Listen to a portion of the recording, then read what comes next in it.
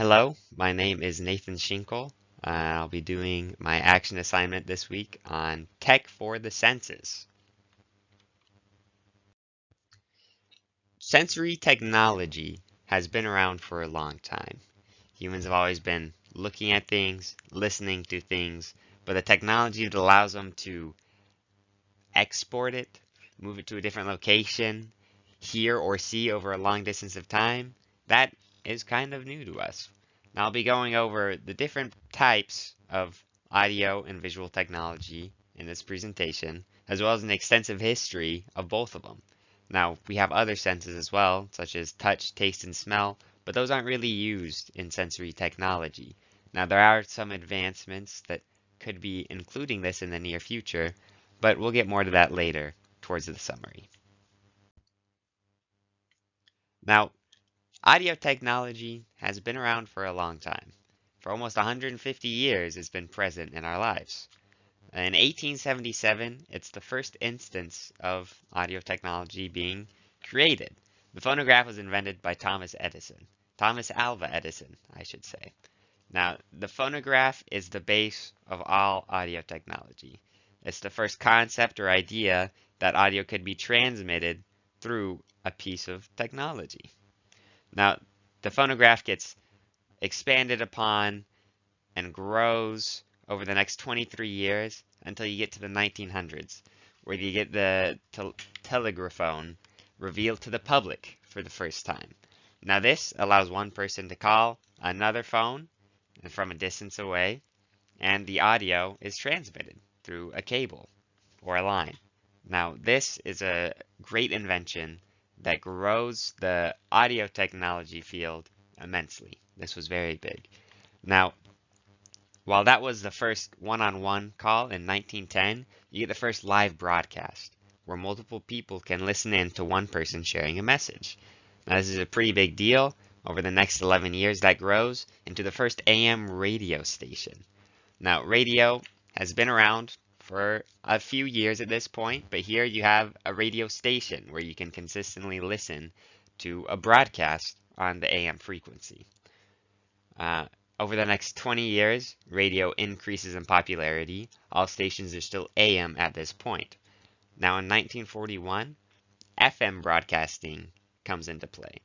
This is right during World War II, where FM broadcasting allows for crisper, clearer audio over a longer distance, meaning that it can be used for in-field purposes during the war, but it's also used commercially in the United States, as FM radio takes over AM and becomes the new standard over the next years. Still to this day, even 97.1 The River, Rock Atlanta, is FM broadcasted to most of northern Georgia, central Georgia. Now, FM broadcasting is still popular to this day. In 1953, you get the first film with surround sound. While film was invented in 1939, I believe, was The Wizard of Oz. That has audio in it, and color. We'll get to that later. But surround sound is first introduced in 1953. This is where you get different sounds coming from different speakers in the theater, and it really allows for a new experience in audio technology. Now, in 1967, you get the first electronic music recording. Digital audio at this point doesn't really exist. This is the first time electronic sounds are captured and stored in the digital medium. And then that grows over the next years to 1981, where the first CD is invented. Now, the CD is still the form of physical media that we use today. While physical media isn't as popular for transporting audio and visual, it is still used quite frequently, CDs and CD drives. Here we get into the history of visual technology and how that has changed in tech for the senses. In 1895, you get your first motion picture camera. Now, the technology of the spinning wheel that shows the horse moving was created a few years earlier than this, but this is the first camera that allows for an actual capture of something that can be shared for later. This is a very big invention as it allows for photographs to be taken and videos to be taken from a similar device. In 1905, you get your first movie theater. Using these motion picture cameras, they can share these films that they create with these video cameras. Now that movie theaters continue to grow and expand over the next, decade or two until you get to 1927 when you get the very first movie with sound, which is quite impressive. That they're able to transmit audio and visual at the same time. They have it synced up. They have two different tracks at this time. They have the movie and then they have an audio track. They sync it up to start them at the same time and they play them at the movie theaters. Now, in 1939, this technology improves even more.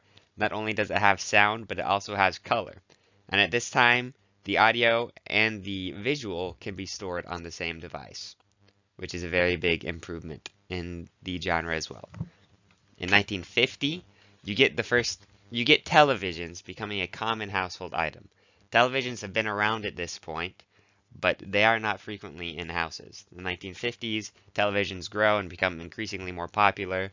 In the 1940s, the first television shows started airing, and then they continued to grow over the next couple decades. To this day, television shows are still very popular. In 1969, the moon landing is broadcasted live to every American television. Now everyone tunes in and watches the moon landing at this time. It's a very big accomplishment in the genre as well as in American history. In 1981, video games have been around at this point, but Mario is released. This is where video game popularity starts to really surge, where you're able to see more and more consoles that connect to these televisions that are a common household item, and video games begin to take over in the households. In 1987, you get the GIF video format, which is a moving picture that can also have audio. It's a file format. This was a pretty big accomplishment, as instead of just having pictures or videos, you could also have these moving pictures, which are a little more dynamic. In 1993, you get the first video ever streamed online. Now, streaming services are still popular to this day. That's what we use. And it's incredible, the technology and how much it's grown since then, the quality. In 2007, that is when Netflix releases its streaming. Now, we all use Netflix today. Almost everyone has a Netflix account or a shared Netflix account that they use to stream videos from. Now we're going to go into a little bit of the types of audio technology, how it's used, and its importance. So there's different types of audio. The first being analog. This was the first type that was created. The phonograph, that would be an analog type of audio. However, this audio form did not allow for very high quality audio.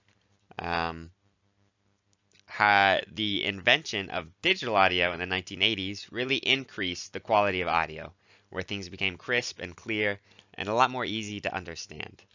Now, this also allowed for a higher accuracy of recordings, and it was also more flexible in editing. Digital audio really allowed for the technology around audio to really grow and change. Almost all audio recorded now is digital. Analog is not really used anymore.